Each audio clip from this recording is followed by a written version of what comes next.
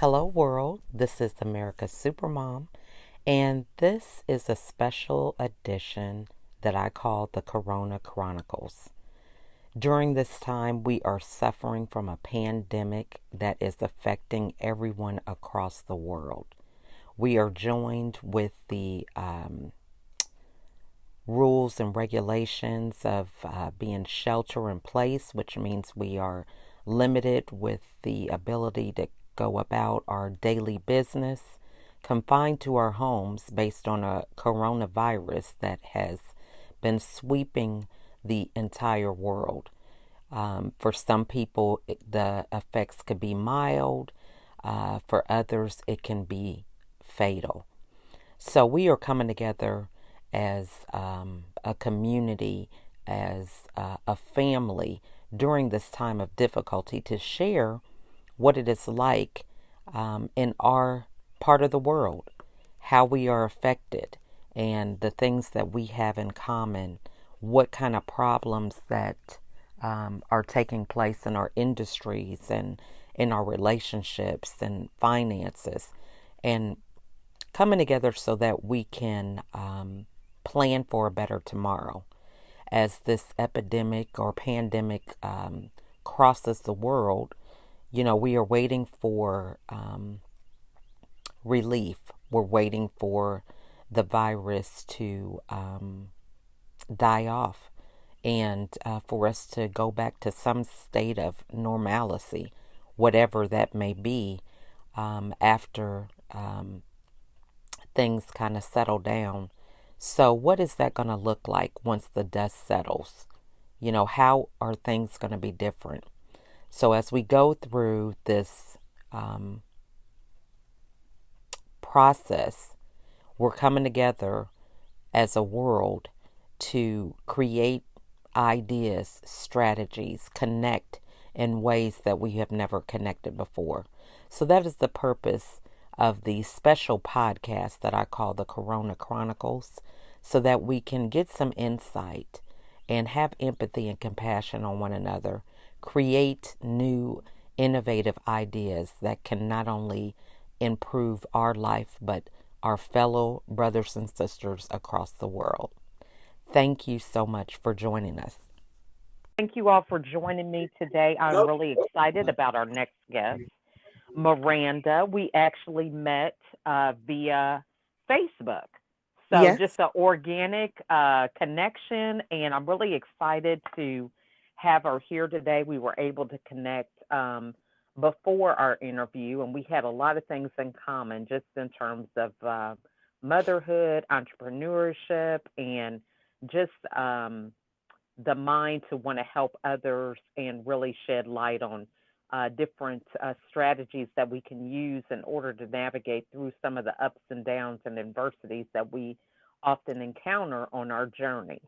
So at this time, I want to give the floor to Miranda so she can tell us a little bit about herself before we get into the interview.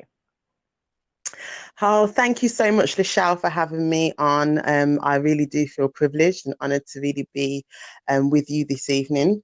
Hmm. My name is Miranda, and I am a mom of four. Not as many children as Lachelle, but four is still a handful. Yes, it is. Um, for me, I've really enjoyed motherhood. I'm also a businesswoman. I'm the director of a company called Enjoy Healthy, who works with individuals really about pushing beyond their limits and the mindset that they set themselves and helping them to fulfill their true potential. So that is what I have been doing for many years, working professionally with children, young people, and families as well. And again, just helping people. And that's really my passion that I have, is to help people. And that's really what I've done and still do. So, yeah. Awesome. Yeah, that is great. So, before we get into the interview, I think one of the good segues is to think about managing motherhood and a business. And Yes. so for many women, they have really, really had a crash course of this with this working from home, the kids learning from home. What Yes. tips would you give some of the moms that might feel like even now, so a lot of the kids are probably out of school, but Yeah. just in general about this time that we recently experienced with this lockdown or quarantine in order for them to be able to move forward in a positive way.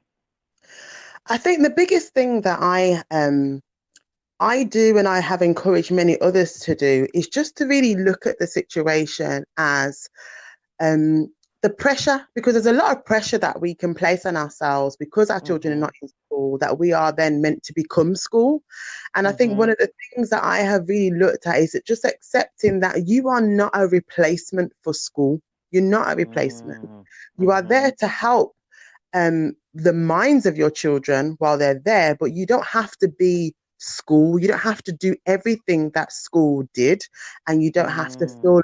pressure of having to plan in the way that schools have. It's important that they have an education, and that's not what I'm saying, but it's about Mhm. finding your way of delivering that and not necessarily thinking you have to replace the system that they were in before. I look at this as a fantastic opportunity for parents to spend time bonding with their children and teaching them things Mhm. they may not have learned at school.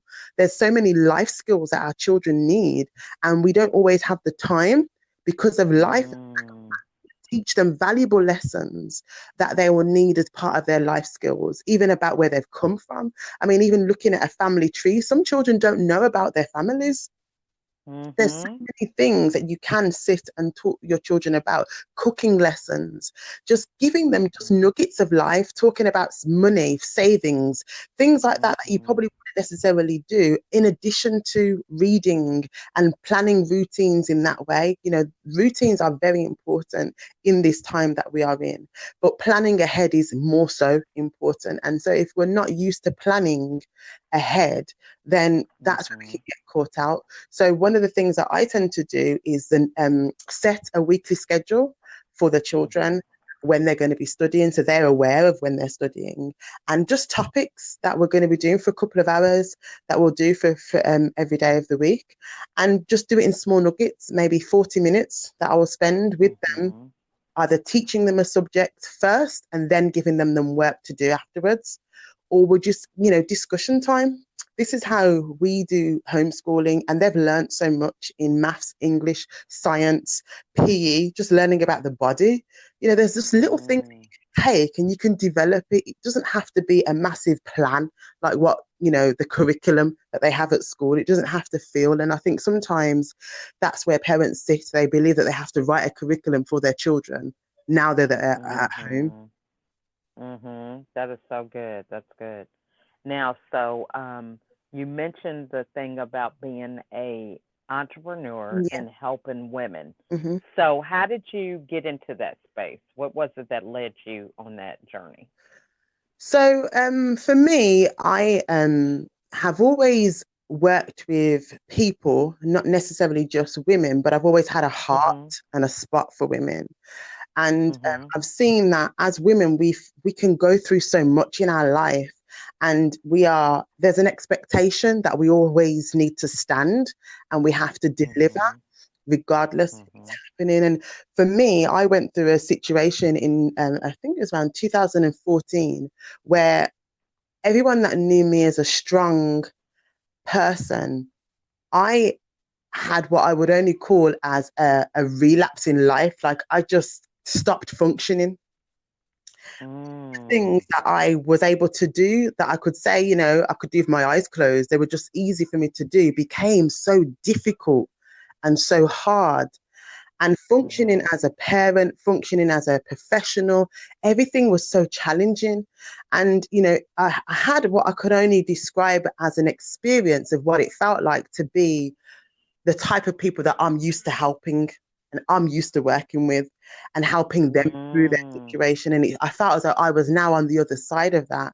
And it was at a time when I was at university as well, and I was studying to do my bachelor's degree and I was writing my Mhm. dissertation. And, I just went into this place of depression that was so low that I'd never experienced Mm. before. And it was a difficult time, very difficult time. And one way I looked at, I was writing my dissertation, but I was writing with this cloud that sat over my brain, and what I was writing Wow. makes sense to me. And every time I'd meet with my tutor, she would say, it's good, but you just need to add this or you just need to add that. And just those words alone, you just needed to, felt like she was telling me to do this thing all over again. It just felt like everything was Mm. so challenging. And, in that time, I learned a lot about what it felt like to function with mental health issues or not function Mm. with mental health issues. And Mhm. it made me look at life from a different perspective, and how many women that I had encountered in my life who I knew had mental health problems but didn't understand what they were fighting every day. And Mm. when I went through this for about a couple of years, and I came out of there, and there was a place where I just had this word that kept coming to me all the time, and it was just endure. And that was almost what I felt as though I was trying to do, just trying to endure every day, every situation that I was Mm. facing to get to a place of functioning. And, years passed, and I was able to build myself more, build confidence, build, just building. And in that time, I looked at the amount of women that I had crossed who I could see now were going through these same issues. And it was like, well, how do I Mhm. help them to get through? How can I help them to endure their situation? I looked at how much confidence I lost in myself and my ability to do Mm. things, and knowing that there's always purpose inside of us, but how do you get there when you feel as though you've lost so much in all the years that you've been battling? How do you get back on the horse and Mhm. keep going? How do you go through all these storms that you're going through in your life and still function? So I realized that, there's so many people around me in my own network that were broken, and began to work with and help Mm. them. And, before long, I realized that there was a place for the type of work that I'm doing. There's so many counseling services out there. There's so much different therapies that we can go to. And people that I had been working with had had all of those, but they still were in a place that were broken and not functioning. And I just remember Mm. working with some people and just saying, this is how I work. And they were able to go back to the beginning of some of their issues and deal with some of their roots and enable to Mm. where they are today. And I realized that this is my calling. This was part of my purpose in working with people. Mhm. That is so awesome. Now, so you mentioned the whole thing about, it is an experience when you go through depression because I mean, it's something you can't describe. What do you think, looking back, was maybe a catalyst for, that transition taking place? Because you said the things that you used to be able to do with Mm, ease all of a sudden became so yeah. challenging. What do you think changed to kind of make it that way? I had a traumatic event in my life, and that's what triggered it for me. Oh, So it was okay. it was Okay. it was triggered by trauma that then snowballed Mhm. into stress, that then snowballed into Mhm. an era of depression, and that was where Mm. my trigger came from. And when I think back, I'd gone through more traumatic events in my life previously, which I'd bounced back from. Mhm. I've always been known as a resilient and determined person. So many things Mhm. that I've been challenged with in my life, but I found that I've just been able to get up and keep going. But for some reason, Mhm. this event that I went through, it took a hold of me. And, sometimes to this day, I can't explain why this Mhm. impact that it did. Mhm. And, it was, even I think about my grandmother, who was, I would, a pillar in my life, had passed away Mhm. probably 3 years prior to Mm. this. And that was a Mhm. shock and a blow. But it was weird that I was still able to accept that situation and find a way to come to terms with it, that I could still Mhm. function in life. But this traumatic event that I went through, it just knocked me flat out, and I just couldn't find a way to get up. So that's the only trigger that I can look at. Mm. Um, I really go Mhm. back and look at my life, that it was just a traumatic event Mhm. that was unexpected as well. It came out of nowhere, that had just Mm. literally pulled every pillar that was keeping me up from underneath me. Yeah, and so many people are in that space right now. Some of us are able to bounce back with this pandemic, but a lot of them are, their jobs are being reorganized, or, family dynamics are changing for whatever reason, or they've experienced loss of their Yeah. own family members during this time. So, what would be the first piece of advice you would give somebody who's in that space that they should do to, begin the journey of kind of getting things to a place where they can handle them and not be I overwhelmed? think one of the things that I had to learn to do was accept my situation. And Mhm. um, I say that in a way that that is something that's very hard to do. When you're going through Mhm. something that, especially something you don't understand or you feel unjustly Mhm. done, to accept it is a very hard thing to do.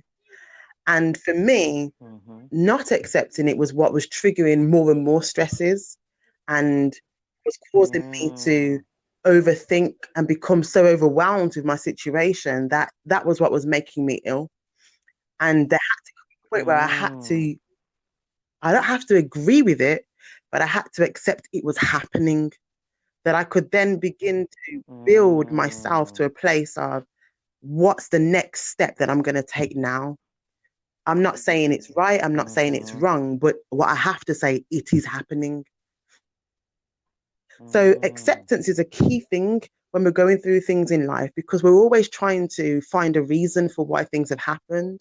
We're always trying to look Mhm. at whether it's fair or not fair. And that's what we get caught up on. And it can almost form as like a distraction to a point where we get distracted for many Mm. years of our life. We've started on a journey that's took a detour and we've never been able to get back on the original path that we were trying to go to. So, Mhm. finding ways to just accept that it's happening, you don't agree with it, but it is happening, is one of the biggest steps that you can take to being on the road to what do I do now? Now I've accepted that this situation is happening. What's the next step that I can take and that I do have control of? Because that's the other thing is, there's things that are happening that we don't have control of, that's sometimes also what leads Mhm. to the point of being overwhelmed as well and feeling again unjustly done is that we don't have control over things. So what we have to look at is what do we have control over, and start to think Mhm. about those things. Mhm. In this situation of lockdown and being restricted to our homes, many people haven't got a choice, they're having to stay indoors, but it's about what could you look at in this situation that you can do, you know, um, places you're not allowed to Mhm. go to, but where can you go? And just trying to have a different perspective on Mhm. something, fresh air. I can't go to the park, but maybe I can go out in my garden. It's little steps, little changes Mhm. that might not seem as though they're big things, but they can have a massive impact on your mental well-being and the way that you look at life. Mhm. So it's really just being able to Mhm. accept your situation and focus on the things that you do have control over and look at how you can use those. Mhm. That's so good. Now, definitely after experiencing something like this, it changes Hmm. your mindset, your perspective. So, what are some things that you do regularly in your routine that kind of help you stay grounded with this mindset? Because, of course, this happened Yeah, some time ago, and now we're in 2020 with a yeah, major yeah. pandemic. You know what I'm saying? So, you're grounded now because of what happened before, but what are some practices that you do to kind of help you stay I that think way? one of the biggest things that I do is affirmations, is really being finding Mhm. key um, words that will help me to get up and keep going, knowing that every day is a Mm. challenge and accepting that things might not go the way that I would like them to go, but how am I going to cope with it? Because it's always been able to look at the response to a situation rather than the situation itself. It's always key to look at how you respond Mm, to it. So that's one of the key things that I really look at is every day that I get up, I'm looking at what what I have control over, what I'm affirming myself with, and making sure that I've put a mhm, plan in place for my day, but have left room for if that doesn't go to plan, if things don't go the way I plan them to, how do I respond to that? Because we can get caught up with them, that is awesome. setting routines and have regimented task lists and time zones that we want to do things in. But sometimes it doesn't always work the way that we plot out. You can have the best plan, best time management strategy, but just sometimes it just doesn't work. It Mhm, just doesn't work. And that's not because you haven't done mhm, your job properly. It's just that in this situation, it's just one of them days where things are just not going to plan. But it's how do you stay on top? How mhm, do you not get overwhelmed by that situation? And so they're affirmations that I use to help keep me grounded. I'm also a strong believer in faith, and I use my faith to again to reinstill me, mhm, re-energize me, and help me to really keep going. And that's been one of the key foundations in my mhm, life. And I know that without my faith, I know I wouldn't be here. That's something I know point blank. mhm, mhm. That is awesome. Yeah, and I think, just that whole thing of I love the fact that, we have to plan these things. A lot of times a lot of people they look to deciding that they want to do something, but, we have to actually create the strategies and ways that we're going to implement this daily in order to keep moving forward towards Yeah. achieving those goals. So, what type of programs do you offer for, your coaching or the things that you do when it comes to helping people overcome limiting So beliefs? there's quite a few different types of programs that I do, but a lot of the programs are really bespoke to individuals. And, I go through consultation Mhm. periods with them where I'm talking to them about where they're at, that I can devise programs that meets their needs. But the key things that I look at is roots. I have a roots program, which is a very popular and it can sometimes be what's the word, not intrusive, but it's deep because there's some places we have to go deeply into in order for us to be able to move forward. So a lot of the programs are really around those key things, which is helping people to look at some key areas in their life and be able to build on those and move forward.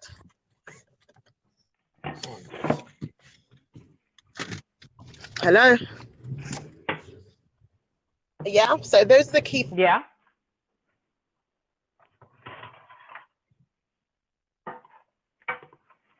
Okay. All right. So, what is the best way for Yeah, the audience whether it's to also about get a looking hold at of you? obstacles that they think they're facing in their life right now, so that they be able to see how they can Mhm.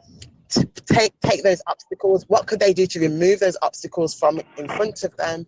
Um, to being able to look at, just planning and organizing strategies. It can be anything really that people are looking at as a barrier to them moving forward. So, whilst I have key programs that I do, many of the programs are bespoke to individuals' needs. And what we tend to find is that when we go through the programs, I have what's called the hidden gems, where they come with what they think is a need, but they discover something else along their way, which is why it's called a journey, an endure journey. Oh, Yeah. that's awesome. Mhm. So, now what is the best way So for I'm everybody on to get most a of the hold of social media platforms. So Instagram, people can reach me at Instagram at Endure Healthy.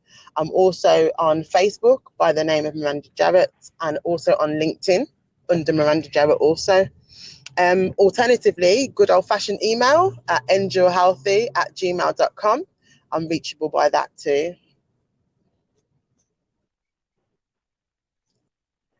you? Okay. And what are some books or podcasts or things that you would recommend to the audience, maybe to kind of get them, focus on the mindset or, ways that they can kind of change their perspective on how Um, they think. when I think about books around mindset, there is some key things. I mean, there's lots of material that's available right now around mindset itself. What is mindset?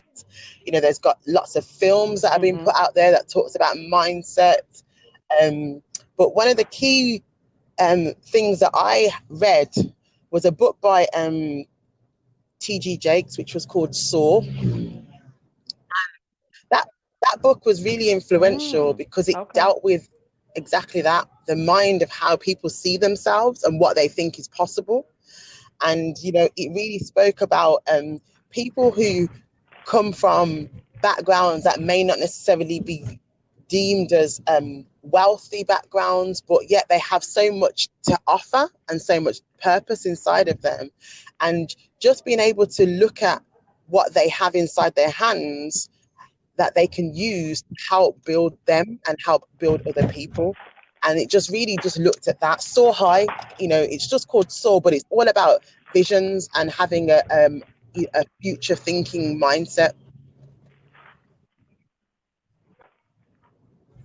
Okay.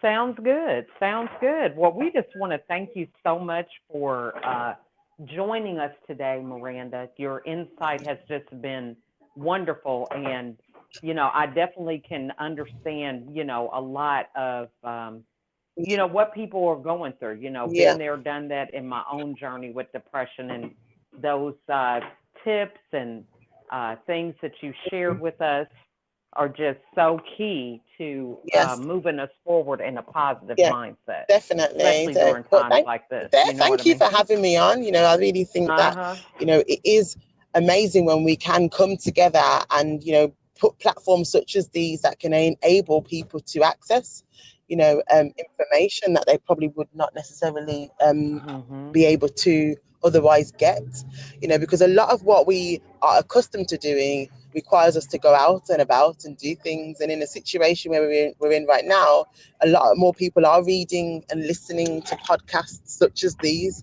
to help them, look at what their next move is going to be. So thank you.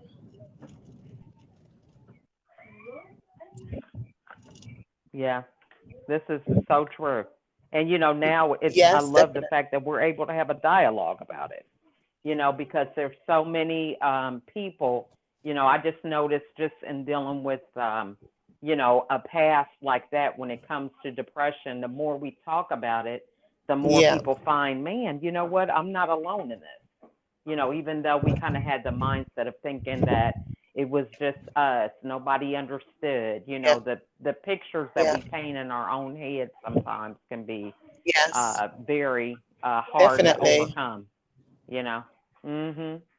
So, well, I just want to thank you again. I'm so glad that our paths crossed, and looking forward Definitely, to us definitely be looking collaborating forward to again in the that. So future. thank you so much, Michelle. Okay, you You too. are Thank so you. welcome, and you have a wonderful day. Okay. Bye. What a great interview. I just really appreciate the transparency about being able to accept our situation rather than be in denial, the power that comes from that. That's just such a profound um, experience to, just have that aha moment about that.